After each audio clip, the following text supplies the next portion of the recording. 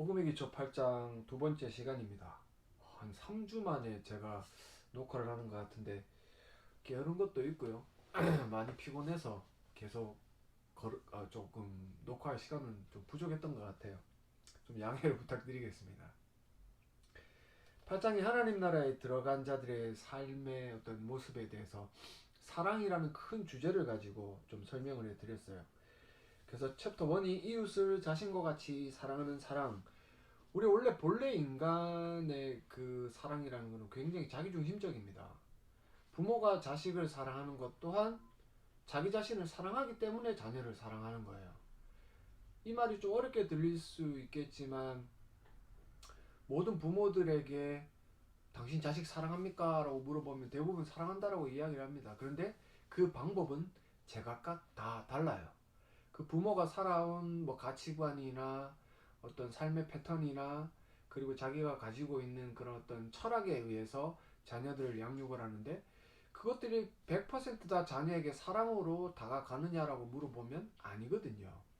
근데 성경에는 이웃을 자신과 같이 사랑하는 사랑이다라고 이야기를 하면서 이웃도 만족하고 나도 만족하는 그런 어떤 사랑에 대한 것들을 이야기한단 말이에요. 그래서 세상에 있는 사랑과 성경에서 말하는 그 사랑의 어떤 뭐 양적이거나 질적인 것들은 굉장히 반대의 개념에 놓여져 있다. 그래서 세상이 말하는 사랑이라는 것은 늘 자기중심적이지만 이 성경에서 이야기하는 사랑이라는 것은 좀 하나님 중심에서 뻗어져 나오는 타인 중심성을 가지고 있는 사랑이다라고 말씀을 드릴 수 있을 것 같습니다. 그러면서 오늘 챕터 2에서는 뭐라고 이야기를 하냐면 예수님처럼 사랑하는 신자 이렇게 이야기를 해요. 예수님은 우리를요 죽기까지 사랑했습니다. 물론 가족이라는 관계 속에서는 뭐 부모가 자녀를 죽기까지 사랑할 수도 있습니다. 그런 어떤 선례도 간혹 보여지기도 하고요. 하지만 생판 모르는 남을 죽기까지 사랑한다라는 것은 어떻게 보면 이율배반적인 말이거든요. 하지만 성경에서는 너희가 예수를 믿느냐? 그리스도인으로 살아가고 있느냐? 그렇다면 예수님처럼 사랑해라 라고 화두를 던지기 때문에 여러분들 이에 대해서는 좀 더 고민을 해볼 필요가 있습니다. 하나님은 사랑이십니다. 예수 그리스도는 하나님의 사랑을 십자가에서 가장 분명하게 보여주셨습니다. 예수님이 하나님의 사랑을 십자가에서 보여주셨는데 이 십자가는 제가 말씀드렸던 것처럼 사형 틀이고 우리가 사랑하고 믿는 이 예수 그리스도는 그 십자가에서 분명히 죽었습니다.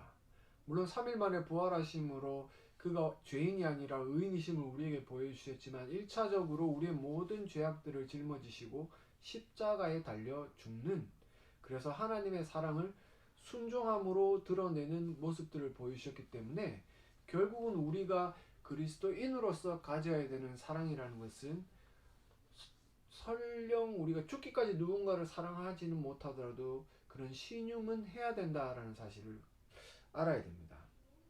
이 사랑은 이웃을 자기 자신처럼 사랑하는 사랑입니다. 이 사랑은 이 세상에 있지 않은 하늘로부터 오는 사랑입니다.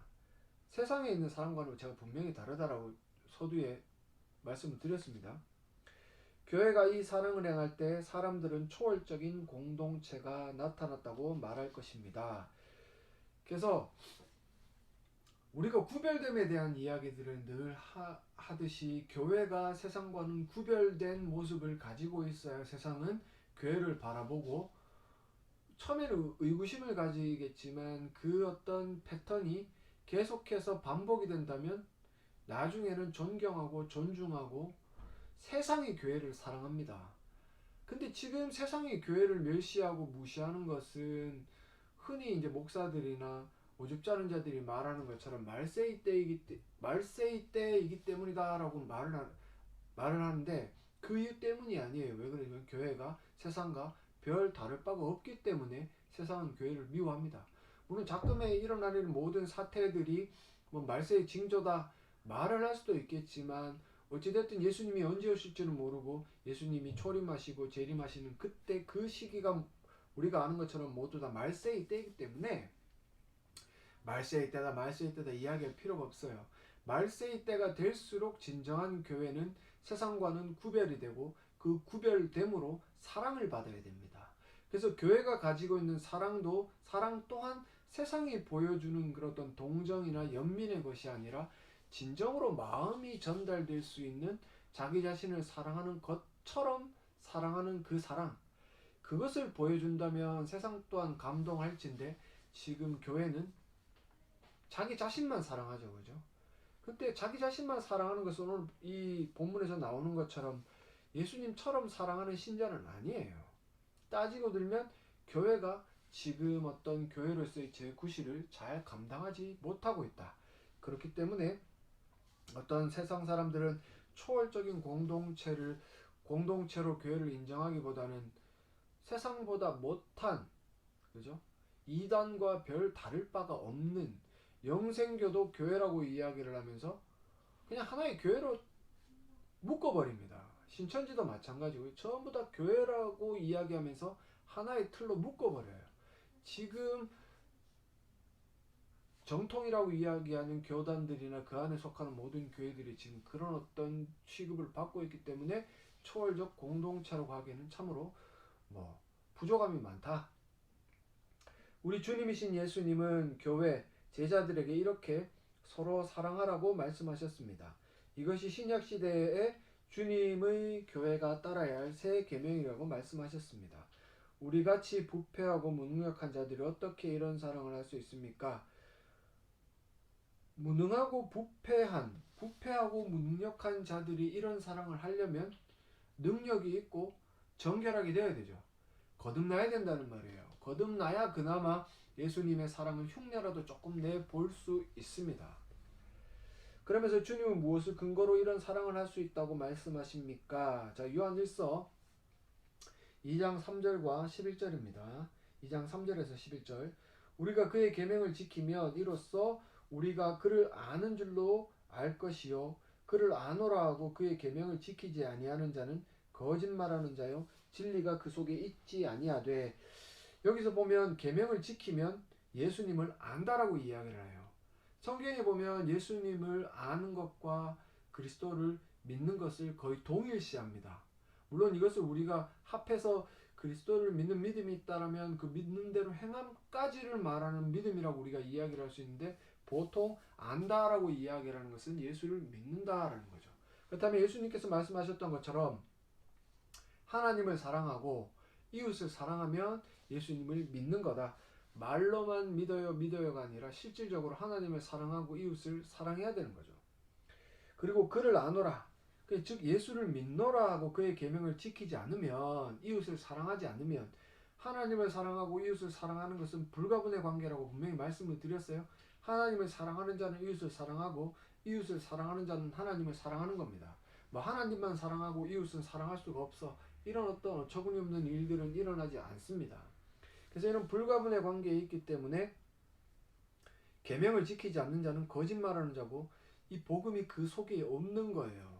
신자라고 주장을 하지만 제대로 된 믿음을 가지고 있지 않다라는 거죠. 5절에 누구든지 그의 말씀을 지키는 자는 하나님의 사랑이 참으로 그 속에서 온전하게 되었나니 이로써 우리가 그의 안에 있는 줄을 아노라. 말씀을 지키는 자, 순종하는 자, 우리가 3절에 나온 것처럼 계명을 지키는 것, 하나님을 사랑하고 이웃을 사랑하는 것, 그러면 그리스도 안에 있는, 즉 거듭난 신자라는 것을 증명한다. 이렇게 말을 하고 있는 거죠. 6절에 그의 안에 산다고 하는 자는 그가 행하시는 대로 자기도 행한다. 빛 가운데 있다면서도 그 형제를 미워하는 자는 지금까지 어둠에 있는 자요. 미워한다.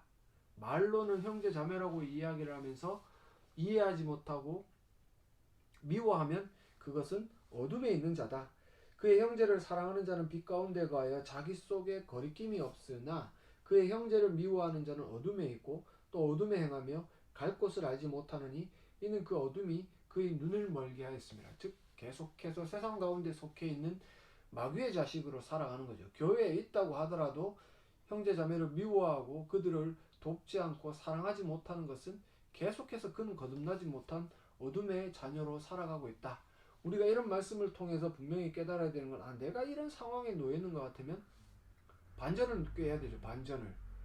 내가 계속해서 어둠 가운데 거하는 게 아니라 빛으로 나올 수 있도록 기도하고 말씀 보고 그리고 자비와 긍휼 가운데 있게 해달라고 하나님의 바짓가랑이라도 부여잡는 그런 어떤 모습이 필요하다.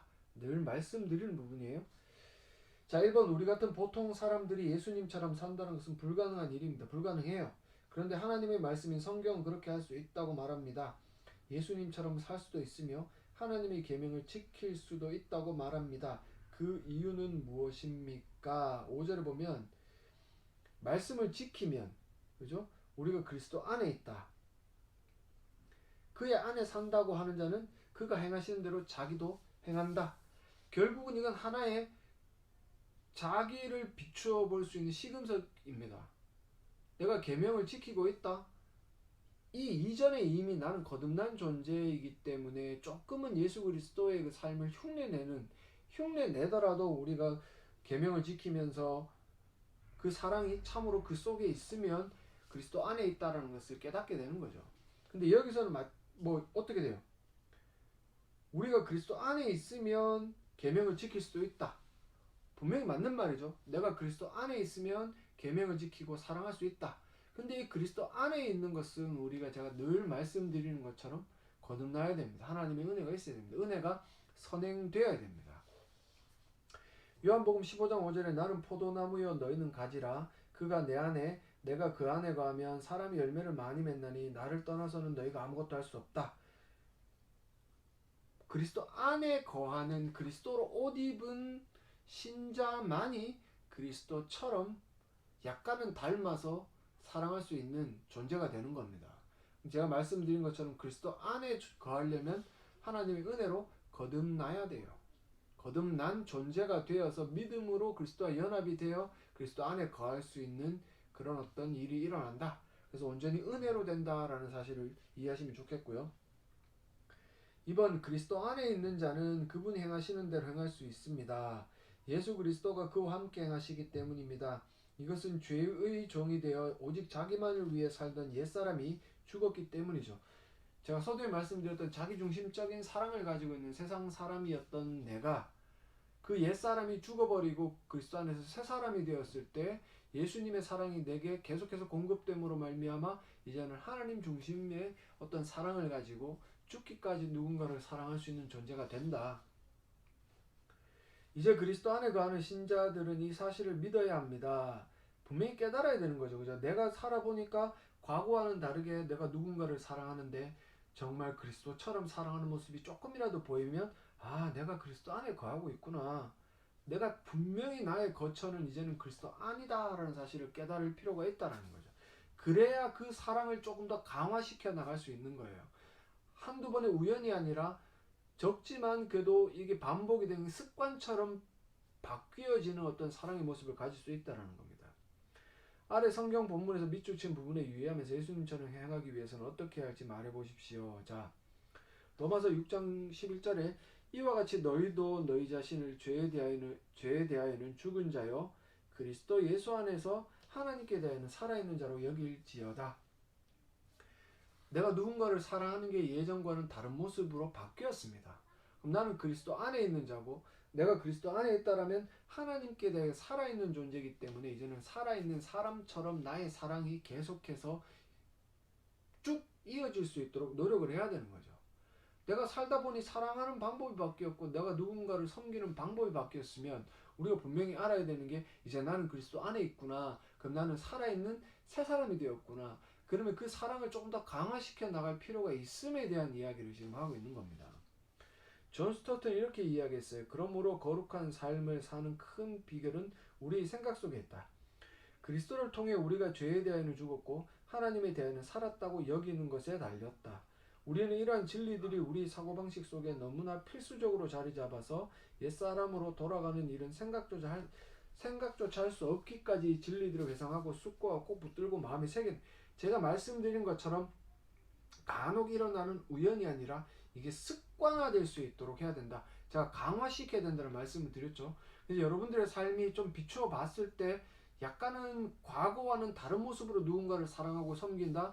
그러면 그 모습이 강화될 수 있도록 내가 이제는 하나님께 대해 살아있는 존재가 되었구나 라고 계속해서 묵상하고 점검하고 내 삶을 바꿔나갈 필요가 있다. 왜 그러냐면 그런 삶을 사는 사람에게는 충분한 능력이 있기 때문에 그래요. 옛사람으로 살아가는 사람들은 그런 일들을 감당할 만한 능력이 없지만 비추어 봤을 때 내 삶이 바뀌었습니다. 사랑하는 모습이 나 중심적에서 하나님 말씀 중심으로 바뀌어 버렸어요. 아, 그러면 내게 이제 거듭남은 시작이 되었구나. 내가 이제는 그리스도 안에 있구나. 살아있는 새 사람이 되었구나. 강화시켜 나가야 됩니다.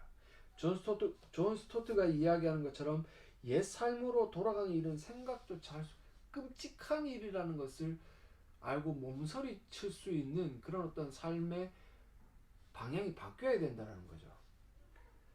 그리고 3번에 예수 그리스도 안에 거하는 자는 하나님의 계명을 지키며 살아갑니다. 이거는 당연한 결과물이에요.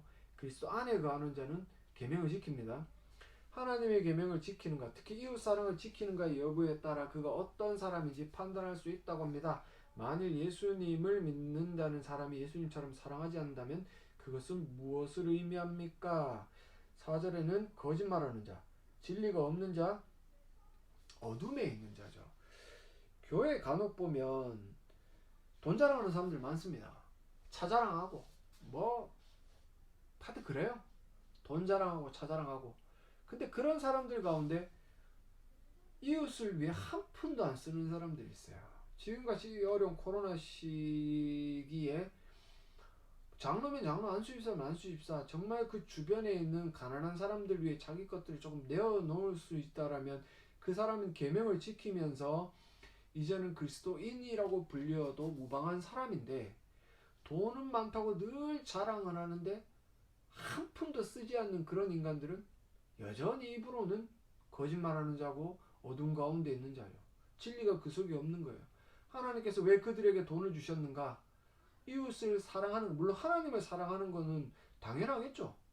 뭐 헌금을 통해서, 그리고 교회의 어떤 뭐 헌금이겠죠. 헌금과 뭐를 살아가는 걸 어떤 삶의 헌신의 모습으로 할 것이고 예배의 모습을 할 것이고, 하지만 이웃 사랑은요 안 한다는 말이죠. 돈은 많다고 떠벌리고 그 돈을 가지고 호의호식 하지만 누구도 이웃을 위해 돈 한 푼 쓰는 존재들이 없다. 이 강의를 듣는 여러분들 가운데는 과연 이웃들을 위해 쓰는 돈이 있습니까? 뭐 네이버를 보다가 누가 불쌍한 애가 있으면 한 달에 5,000원, 10,000원이라도 정기적으로 돕는 그런 존재들.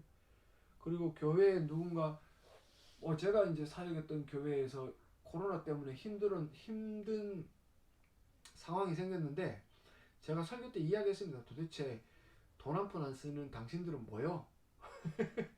그래서 쫓겨났겠죠. 그러니까 어떤 청년이 돈을 냈어요. 그 어려운 상황인데도 아르바이트를 해가지고 뭐 좀 불쌍한 이웃들, 좀 가난한 이웃들을 위해 써주십시오라고 하면서 돈을 냈어요. 청년이 냈어요. 물론 그 뒤에 뭐 집사님들도 좀 내고 했는데, 골 때리는 거는 돈 많은 장로들은 안 하더라고요. 돈 많은 장로들은 안 했어요. 제가 알기로는 안 했어요. 딴 교회 장로가 뭐 했는 거는 기억은 하는데, 하여튼 그래요. 돈 자랑 그만하세요. 제발 좀. 돈이 많으면 당신들보다 돈 많은 사람들 더 많아요. 그리고 하나님은 그 돈 자랑하라고 여러분들한테 돈을 주신 게 아니라는 거죠. 이웃을 섬기고 이웃을 사랑하고, 말로만 사랑한다라고 말을 하는 게 아니라 그들의 삶이 나아질 수 있도록 당신들의 그 재물을 풀어서 도우라고 재물을 주시는 거예요. 제발 좀 돈 자랑 하지 마세요. 속된 말로 쪽팔립니다. 당신이 돈이 많으면 얼마나 많습니까? 당신보다 돈 많은 사람들 훨씬 더 많은데요. 그냥 조용히 이웃을 위해 쓸 수 있는 그런 사람이 되게 달라고 기도하시고, 만약에 그런 사람이 되었으면 조금이라도 나누고 베풀 수 있는 그런 삶을 살기를 소망합니다. 자, 마지막 챕터 3챕터, 사랑의 시작이자 내용인 교회다. 내 이웃을 내 자신과 같이 사랑하라는 말씀은 율법의 요약이자 성취요 완성이다. 마태복음에 나와 있는 말씀이죠. 그죠? 마태복음도 있고 마가복음도 있나, 하여튼 다 있는 말씀인데, 이런 놀라운 사랑은 우리 아버지이신 하나님과 우리 주님이신 예수 그리스도가 보여주신 사랑입니다. 이제 우리 주님은 이 사랑의 은혜로 구원받은 우리에게 이와 동일한 사랑을 행하라는 새 계명을 주셨습니다. 예수님이 말씀으로만 이렇게 하셨다라면 조금은 부끄러울 수도 있는 문제가 되겠죠. 뭐 우리를 구원하기 위해 십자가 달려 죽으시지도 않으면서도 뭐 큰 소리 치는 분이라면 저는 안 믿을 거예요. 다만 예수님은 우리를 구원하기 위해 직접 몸소 자기의 몸이 찢겨지는 고통을 감내하시면서 십자가에서 우리를 향한 사랑을 보여주셨거든요. 그래서 예수님이 보여주신 그 죽기까지 사랑한 사랑에 근접하지는 못하더라도 비슷한 유형의 사랑의 열매는 분명히 있어야 된다. 이제 우리 주님은 이 사랑의 은혜로 구원받은 우리에게 이와 동일한 사랑을 행하라는 새 계명을 주셨습니다. 믿음으로 그리스도 안에 거하는 자는 이 사랑의 새 계명에 순종할 수 있습니다. 믿음으로 그리스도 안에 거하는 자, 즉 옛사람이 아니라 새사람으로 거듭난 자, 자기만을 알고 자기만을 사랑하는 옛사람에서 하나님 중심으로 하나님의 말씀을 듣고 하나님을 사랑하고 이웃을 사랑할 수 있는 새로운 사람으로 거듭난 자, 그런 자들이 믿음으로 그리스도 안에 거할 때 이 사랑의 새 계명에 순종할 수 있는 힘이 있다. 제가 말씀드렸죠. 아까 전에 그런 어떤 능력이 여러분들 안에 있는 것을 캐치하게 되면 그것이 반복적으로 강화되어 습관화될 수 있도록 노력을 해야 된다. 예수 그리스도가 함께 하시며 역사하시기에 가능한 일입니다. 그래서 구원도 은혜지만 주님의 통치에 순종하며 거룩하게 살아가는 것도 은혜입니다. 이 모든 것이 복음입니다. 우리가 흔히 거룩해지는 우리의 성화의 삶에 대해서는 뭐 어떤 신학자들은 신인협력이다. 물론 성령 하나님께서 우리를 이끌어 가시지만 나의 삶을 바꾸기 위한 나의 투쟁도 있다라고 이야기를 하면서 약간의 뉘앙스가 어떤 나의 노력이나 어떤 애씀에 대해서 공로를 좀 돌리려고 하는 뉘앙스가 있어요. 하지만 여러분들이 잘 아셔야 되는 거는 처음부터 끝까지 은혜입니다. 여러분들이 삶이 바뀌어서 나 중심성을 가지고 나만 사랑하던 사람이 조금씩 이웃을 내 몸과 같이 사랑하는 존재로 바뀌어가는 것, 물론 내가 바뀌어야 되겠다 의지적인 어떤 훈련도 하는 것이겠지만 그렇게 의지적인 훈련을 하는 것 그것조차도 성령 하나님께서 우리를 이끌어 가시는 은혜가 있기 때문에 그래요. 그래서 모든 구원의 모든 여정은 은혜가 아니고서는 불가능하다. 은혜가 없는 구원은 없다라는 명제가 분명히 진리겠죠. 그죠? 그런데 예수님처럼 사랑하며 살아갈 수 있다는 말씀이 아직 실감나지 않을 수도 있습니다. 예수님처럼 사랑하며 살아가는 교회의 실제 모습은 무엇입니까? 신자는 어떤 은혜와 도움으로 다른 사람을 자기 자신처럼 사랑하며 살 수 있습니까? 자, 갈라디아서 5장 13절과 15절입니다. 형제들아 너희가 자유를 위하여 부르심을 입었으나 그러나 그 자유로 육체의 기회를 삼지 말고, 그러니까 이런 거죠. 율법 안에서 자유함을 받아 누린다. 그래서 우리가 그리스도 안에서 자유로운 존재가 되었다. 그래서 어떤 사람들은 뭐 죄를 지어도 회개하면 용서받아. 그래서 나는 마음껏 죄를 지을래 라는 그런 어떤 자유가 아니에요. 그런 어떤 자유를 기회 삼아서 그렇게 나는 마음껏 죄를 지을 거야 라고 주절되는 인간들이 있다면 그 인간들은 아직 구원을 못 받은 거죠. 그죠? 여기 보면 그 자유로 육체의 기회를 삼지 말라라고 분명히 이야기를 해요. 구원파가 살아가듯이 살아가는 삶을 살지 말라라고 이야기를 하는 거죠. 그죠? 그러면서 오직 사랑으로 서로 종노릇하라, 서로 섬기라는 겁니다. 상대방에 대해서도 나는 무언가 자유로움을 가지고 있는 존재이기 때문에 말도 함부로 하고 자가 나보다 없는 것 같으면 무슨 시종 부리듯이 부리라 이런 의미가 아니라 점점 더 자유한 존재가 되었지만 서로에게 더 자기 자신을 종속시킬 수 있는 겸손한 자가 되어라 라는 말씀입니다. 온 율법은 내 이웃 사랑하기를 내 자신같이 하라 하신 한 말씀에서 이루어졌나니 만일 서로 물고 먹으면 피차 멸망한다. 얼마나 이 반목이 있었으면 유대인과 헬라인들이 갈라디아 교회에 있는 유대인과 헬라인들 사이에 반목이 심했으면 사도 바울이 이렇게 이야기를 합니까? 그죠? 나는 예수를 믿어, 너도 예수를 믿어. 그러면 나는 뭐 유대인들은 할례도 받고 어떠고 저떠고 어떠고 저떠고 막 율법주의로 밀어나가고 이방인들은 나는 예수를 믿고 구원받았으니까 나는 내가 살아가던 방식대로 살아갈래라고 이야기를 하면서 음란하게 살고 뭐 우상의 재물을 먹는 것도 너무나 마음껏 먹고 사람들을 괴롭히는 이런 어떤 존재, 바뀌었다라고 이야기를 하면서 노예를 마음대로 막 하는 존재로서 살아가면 안 된다라는 걸 사도 바울은 이야기하거든요. 그렇게 물고 먹으면 멸망할 수밖에 없다. 왜 그러냐면 우리에게 주어진 이 자유는 서로를 섬기며 종노릇하기 위한 자유다. 굉장히 아이러니컬한 말이죠. 자유자는 종이 아닙니다. 이 시절의 노예는 자유가 없는 자예요. 자유인이 종로로 단다는 얘기는 과히 어불성설입니다. 근데 사도 바울은 이 어불성설인 말을 너무 쉽게 던져버리죠. 너네가 예수 그리스도 안에서 자유를 누리는 존재가 되었다면 옆에 있는 성도 형제 자매들을 섬기는 종이 되어라. 이게 실질적인 사랑이다. 그러면서 내 이웃 사랑하기를 네 자신같이 하라 라고 말을 하는 거예요. 사실상 사람은요, 인간이라는 존재는 자기 자신에게 예속되어 있는 종과 같은 존재예요.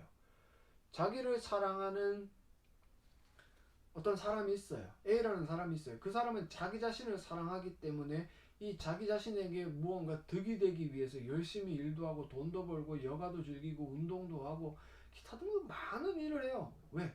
자기 자신을 사랑하기 때문에 자기 자신을 섬기고 있거든요. 맞죠?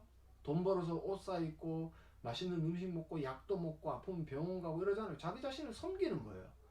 그래서 내가 내 자신을 섬기는 것처럼 옆에 있는 형제 자매를 섬겨야 되는데 그걸 못하니까 불신자고 그걸 하니까 신자라고 이야기를 하며 사도 바울은 네 자신을 사랑하는 것처럼 네 이웃을 사랑해라. 그게 서로 종노릇하는 거야 라고 이야기를 하고 있는 겁니다. 1번에 하나님은 이웃을 자신처럼 사랑하라고 말씀하십니다. 우리는 이렇게 사랑할 수 없는데 하나님은 가능하다고 하십니다. 우리가 그리스도 안에 거할 뿐만 아니라 그 안에서 새로운 존재가 되었기 때문에 가능하다는 겁니다. 바뀐 것을 전제로 하는 거죠. 아직 바뀌지 않았는데 너 이렇게 하면 바뀌어 라는 말씀이 아니에요. 바뀌기 전에는 이게 불가능한 일이에요. 불가능한 일인데 바뀌어서 가능한 거죠. 불가능한 존재에서 노력하면 가능한 존재로 바뀌는 게 아니라 바뀌기 전에는 완전히 불가능해요. 100% 불가능한 존재예요. 근데 너 이렇게 바뀌었으니까 이제는 가능해 라고 하나님은 말씀하시면서 네가 거듭났니? 믿음이 있어? 그럼 너는 이제 가능한 존재야 라고 말을 하는 거야. 아무에게나 다 너 가능해 가능해 라고 이야기를 하는 게 아니라 거듭나서 믿음을 가지고 그 믿음의 열매를 맺고 있는, 약하지만 믿음의 열매를 맺고 있는 자들에게 하는 말씀이라는 거죠. 성경이 말하는 그 새로운 존재는 어떤 존재입니까? 우리는 어떻게 예수님처럼 사랑할 수 있게 되었습니까? 아래의 성경 본문을 참고해 말해보십시오. 에베소서 2장 14, 16. 그는 우리 화평이신지라 둘로 하나를 만들었다. 그리스도와 연합이 된 모든 존재가 이제는 그리스도처럼 생각하고 그리스도처럼 말하고 그리스도처럼 행동하는 존재가 되었다라고 선포를 하는 거죠. 그게 새 사람이에요. 옛 사람이 아니라 새 사람이 된 존재죠. 원수된 것과 중간에 막힌 답을 자기 육체로 오시고 법조문으로 된 계명의 율법을 폐하셨으니 이는 이 둘로 자기 안에서 한 새 사람, 통일성을 가지고 있는 한 새 사람이에요. 새 사람이 되었는데 이 새 사람이 여러 모양새를 가지고 있는 게 아니라 하나의 모양새, 그렇다고 해서 개성이나 생김새 이런 걸 다 깡그리 무시하는 게 아니라 삶의 패턴이나 말하는 거나 행동하는 게 예수 그리스도께 연합이 되어져 있고 예수 그리스도를 향해 있기 때문에 한 새 사람이 되는 겁니다. 또 십자가로 이들을 한 몸으로 하나님과 화목하게 하려 하심이라. 즉 하나로 통일되었다라는 사실을 지금 말을 하고 있는 거죠. 그리고 하나님은 율법의 요약이자 완성이며 예수님의 새 계명인 사랑은 우선 믿는 사람들 대상으로 주어졌다라고 말하죠. 즉 그리스도 안에서 서로 한 몸이자 한 가족이 된 사람들에게 이 사랑의 계명을 주셨다. 이 계명이 이루어지는 게 가능하려면 적어도 거듭난 신자들 사이에 가능한 겁니다. 그 안에 불신자가 끼어 있다라면 절대 일어나지 않아요. 아까 말씀드렸던 돈 자랑만 하는데 돈을 쓰지 않는 인간들, 불신자예요. 그 인간들이 뭐 장로고 뭐 심지어 목사라도 만약에 그렇게 살면 그 인간들은 불신자입니다. 한 몸이자 한 가족이기에 남이 아니라 자신처럼 여겨지고 자기 자신처럼 사랑할 수 있게 된다. 왜? 그리스도 안에서 한 세 사람으로 통일된 존재가 되었기 때문에 그래요. 제가 말씀드린 것처럼 외모나 뭐 취향이나 은사가 다 같아진 게 아니라 그런 다양성을 띠고 있지만 결국 정체성의 본질은 그리스도 안에서 이루어진 세 사람이다. 그래서 그리스도처럼 닮아가는 사람이기 때문에 예수님이 하나님을 사랑하고 이웃을 사랑하셨던 그 사랑의 궁극적인 계명의 완성을 보이셨기 때문에 우리 또한 그렇게 살아가며 예수 그리스도를 따라 비슷하게나마 살 수 있게 된다라고 말씀을 하고 있는 거죠. 이번 하나님은 그리스도 안에서 우리를 하나여 한 몸이 되게 하셨습니다. 됐다. 고마. 진짜 실이 얘 문제네요. 하나님은 그리스도 안에서 우리를 하나여 한 몸이 되게 하셨습니다.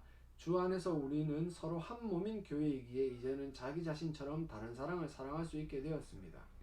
이 사랑은 일방적인 사랑이 아닙니다. 제가 조금 전에 말씀드렸죠. 자기중심적인 사람도 자기 자신에게 종속되어서 종노릇한, 근데 우리는 한 세 사람이 되었기 때문에 내가 나 자신에게 종노릇하던 것처럼 다른 사람에게 또한 종노릇할 수 있는 존재가 되었다. 이 사랑은 일방적인 사랑이 아닙니다. 교회인 우리가 행하는 사랑은 어떤 사랑이기에 지치지 않고 힘을 내어 사랑할 수 있습니까? 13절에 서로, 오직 사랑으로 서로 이치 얻어줘. 각자 다. 누구 한 명만 일방적으로 사랑하고 누구 한 명은 받기만 하면 이거는 지쳐서 아무도 못합니다. 물론 뭐 그렇다고 해도 사랑해야 되는 게 그리스도인의 어떤 거룩한 의무이긴 하지만 주로 교회라는 공동체 안에 이루어지는 사랑은 서로 사랑하는, 서로 종노릇하고 서로 섬기고 서로 겸손하고 서로 아껴주는 사랑입니다. 그래서 여러분들 참고 말씀인 요한복음 13장 33, 34, 35에 보면 새 계명을 너희에게 주노니 서로 사랑하라. 내가 너희를 사랑한 것 같이 너희도 서로 사랑하라. 너희가 서로 사랑하면 이로써 모든 사람이 너희가 내 제자인 줄 알리라. 서로 사랑해라.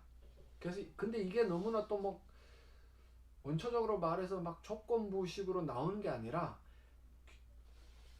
A라는 신자가 있고 B라는 신자가 있어서 A가 B를 사랑하면 B도 A를 사랑해요. 왜? 내 이웃을 내 자신같이 사랑하는 계명에 순종하는 그런 어떤 모습이 있기 때문에 그래요. 그래서 서로 사랑할 수 있는 거예요. 여기서 여러분들이 좀 잘 분별하셔야 되는 거는 교회 보면 사랑받기만을 좋아하는 존재들이 있어요. 양아치죠. 계속해서 사랑을 갈구하고 관종입니까? 막 사랑받기를 애쓰고 막 근데 지는 남을 사랑 안 해. 그런 자를 어떻게 우리가 계속 사랑해야 됩니까? 관종한테 밥은 뭐예요? 관심이에요. 관심. 그 관종을 낫게 하려면 관심을 끊으세요. 물론 그렇다고 막 저주하라는 게 아니라 그를 위해 기도하고 좀 안 보이는 곳에서 사랑할 수도 있지만 너무나 막 부어주는 사랑을 줘가지고 그 관종은 배부르고 사랑을 주는 사람은 핍절에 말라 비틀어지면 안 되는 거죠. 자기가 지치지 않을 수 있을 정도의 사랑을 베풀면서 그 사람 또한 바뀔 수 있도록 기도하는 그게 현명한 사랑입니다. 막 말도 나는 사랑이 차고 넘쳐요. 계속 부어주다가 나중에 번아웃 돼가지고 뭐 나 좀 쉬어야 되겠다 캐사코 안식년이 필요하다 캐사코 그러는데 제발 그러지 마세요. 그러기에는 저나 여러분들이나 그 사랑이 그렇게 아직 완성된 게 아니에요. 가능은 하지만 능력도 있지만 아직까지는 나를 사랑하는 모습들이 더 큰 게 사실 아닙니까?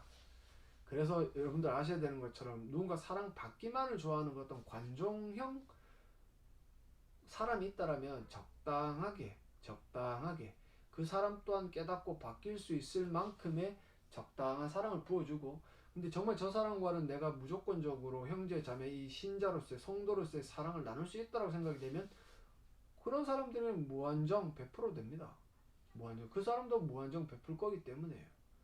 뭐 돈 물질적인 것만 말고요.